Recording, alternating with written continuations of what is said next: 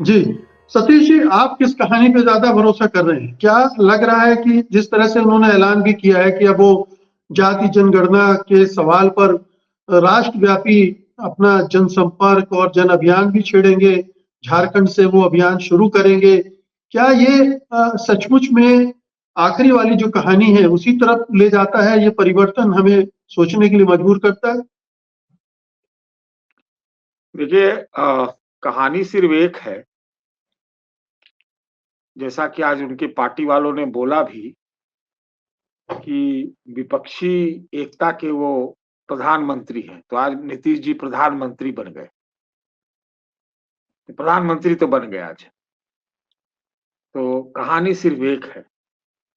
दूसरा है इस कहानी में कि ललन ललन ऑन टॉप किसी को स्वीकार नहीं थे। आज तो बिहार में एक और कहानी आज प्रबल हो गई कि लाला का लालटेन एक पिक्चर बनने जा रही है लालू यादव के ऊपर। अब ये तो थोड़ा मजाकिया हो गया, लेकिन चलिए इसका भी राजनीतिक कुछ न कुछ महत्व होगा। दरअसल नीतीश जी ने आज अपने नए अवतार में सबसे निर्णायक कदम आर या पार, मेक और ब्रेक उठा लिया। ये अध्यक्ष बन गए हैं, कोई बड़ी घटना नहीं हो, जिस दिन चाहते उस दिन बन जाते। और कोई कहता है कि ललन सिंह से उनके संबंध खराब हो जाएंगे, तो जो जानते हैं पटना में, बिहार में, सब जानते हैं कि कितने घनिष्ठ हैं वो। राजनीतिक छोड़ दीजिए, तो वो भी सब कहानी खत्म है। सीधी सी बात है जो आपने भी कहा और शमी भाई ने भी कहा। भाई, नीतीश ने ये कह दिया है कि ये माई वे और हाईवे।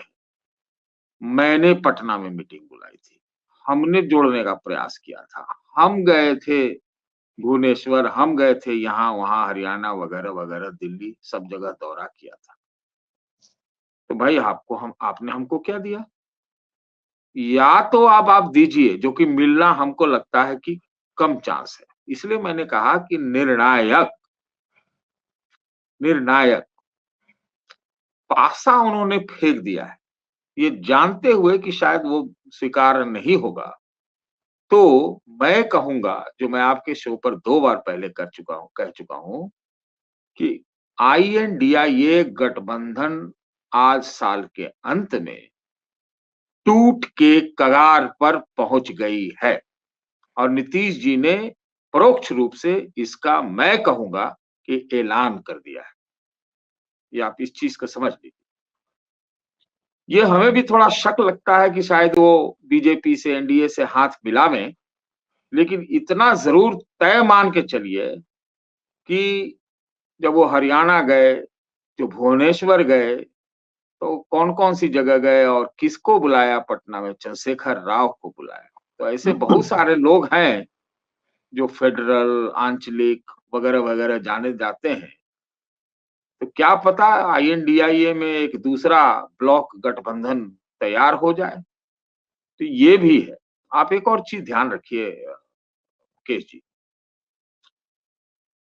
उन्होंने दौरे का ऐलान कर दिया है और उसका मुद्दा बनाया है जाति जनगणना को राष्ट्रीय राष्ट्रीय स्तर पे, और ये दौरा होगा। और वो भी जब एक न्याय यात्रा कांग्रेस की तरफ से निकल रही है, तो न्याय में जाति वाला भी है, और जिसको राहुल गांधी बहुत उछाल रहे हैं आजकल। असेंबली चुनावों में भी उछाला, कल भी बोले, नागपुर में या परसों पता नहीं। तो नीतीश तो उसके भी अपने आप को कास्ट सेंसस के गार्जियन मानते हैं। वही मानते हैं कि वही उसके अरस्तु हैं। तो वो कैसे दूसरा कोई ले जाएगा? तो यात्रा बनाम यात्रा होगी जी, जनवरी में। दूसरा, ये भी उनकी पार्टी के तरफ से कहा गया कि अयोध्या का न्योता आया तो जाएंगे, है कि नहीं? मतलब उनकी पार्टी जाएगी। तो नीतीश जी ने आज चाल चल दिया है, अंतिम चाल चल दिया है कि भाई कुछ दो, नहीं तो हम तो गए, तो मतलब गए। दूसरा, हर तरफ उन्होंने पासा फेंक दिया है। तेजस्वी का दौरा भी विदेशी रद्द करवा दिया है कि नहीं? तीसरा कि भाई थोड़ा सा एनडीए को भी संदेश दे दिया है।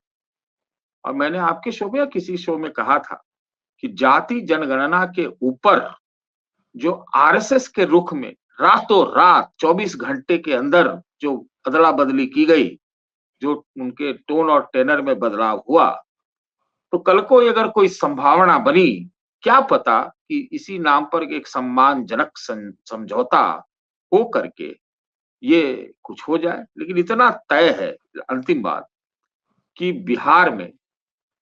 बिहार में सदा की भांति फिर राजनीति और सत्ता का खेल परिवर्तन के दौर से गुजर रहा है।